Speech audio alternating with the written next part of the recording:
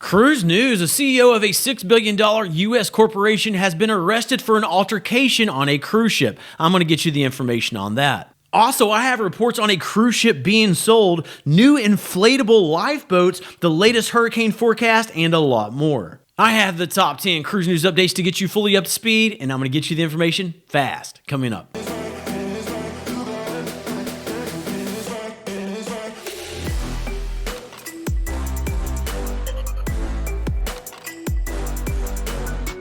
Let's go ahead and kick things off with number one. Virgin Voyages has announced that they will be launching a new dining venue on their upcoming ship. The name of the restaurant is Rojo by Razzle Dazzle, and it will offer up Spanish cuisine. This will be on board Virgin's new Brilliant Lady cruise ship. Its maiden voyage will be on September 5th of this year, sailing from New York City. Next, number two, the future of the CDC's cruise ship vessel sanitation program is in question. Mass layoffs are underway at the CDC. The director for the Division of Environmental Health Science and Practice is reported to have sent an email stating that the division would be, quote, slated to be eliminated in its entirety. This is the division that conducts the vessel sanitation program. That program does the recurring health inspections on cruise ships and reports the results to the public. That is also the program that reports anytime there is an active outbreak on a vessel. Now, it's possible that this program could continue and simply be restructured under another division within the organization. We don't have all of the details on that, but we will know more soon. Stay tuned for updates. Moving on to number three, Kenya's tourism industry is doing damage control in regards to reports of a large group of youth robbing cruise passengers.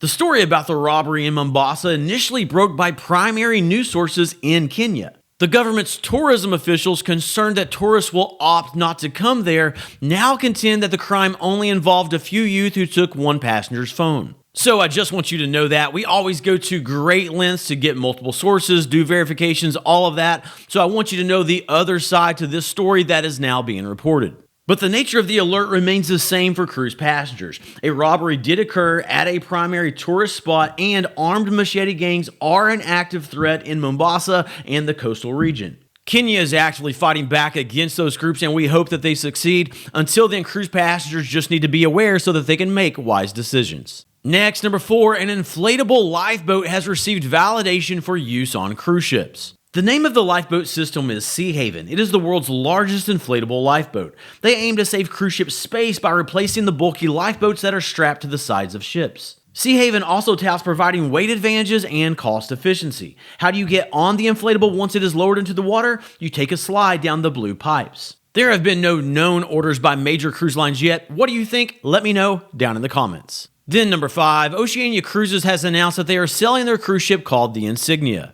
Built in 1998, the Insignia is one of the oldest in Oceania's fleet. The vessel is being sold to Crescent Seas. They are a new luxury residential cruise line. The Insignia will continue to do voyages with Oceania for now, and it will transition to the new company in 2027.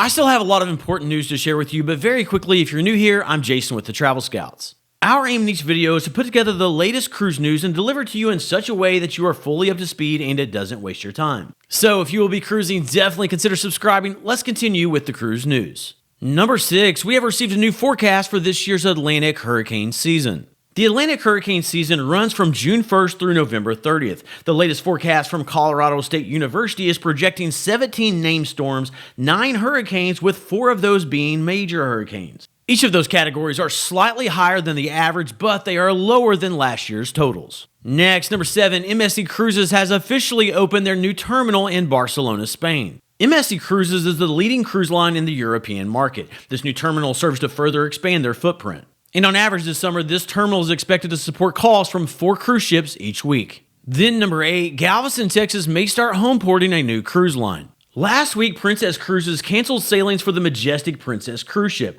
This effectively left Princess without a presence in Galveston in 2027. But the CEO of the port has now revealed that they are in talks with another cruise line about filling the void. They will not reveal the cruise line's name until an agreement is signed, but the CEO indicated that it may be a brand that is not currently there. Carnival, Disney, Norwegian, and Royal Caribbean already offer Galveston cruises. MSC will be joining that mix in November. Who could it be? Celebrity, Holland America, Virgin, Margaritaville? We'll know more in the coming days. Okay, I have more cruise news pieces remaining, including the top headlines of the day, but now it is time for our quick survey check-in. In the last full cruise news video, I asked which of 3 options best describes your typical cruise packing. I received input from around 6,000 of you, and here are the results. The majority, 61%, tend to overpack, 34% pack the right amount, and 5% unfortunately forget something. Thanks for your input on that. The comments were great, some were hilarious. Here is today's question. Thinking about the home port stuff with Barcelona and Galveston, the question is, which cruise port do you typically sail out of? Now, when I do surveys, I believe YouTube only allows me to give 4 options, so I'm going to go with these. Do you typically cruise out of A, Miami, B, Port Canaveral, C, Galveston, Texas, or D, other? And if it's other, please chime in with where that is.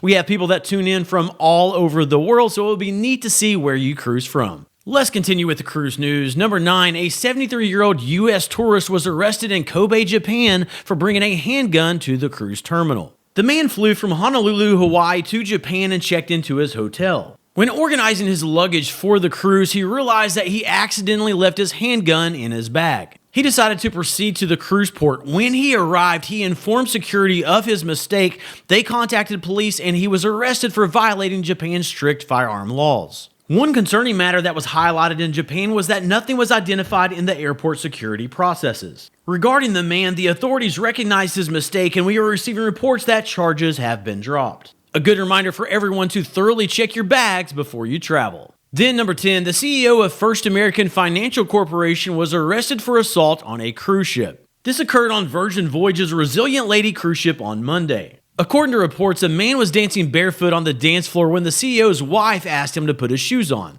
The man is said to have cursed at his wife and the CEO intervened and choked the man. As a result, the CEO was confined to his room. The ship arrived in San Juan, Puerto Rico on Tuesday, and he was handed over to authorities. Since the ship was in international waters, he is being held on federal assault charges. The investigation is underway. Okay, you are up to date. If you want to stay up to date and be ready for your next cruise, subscribe, and I'll catch you in the next video.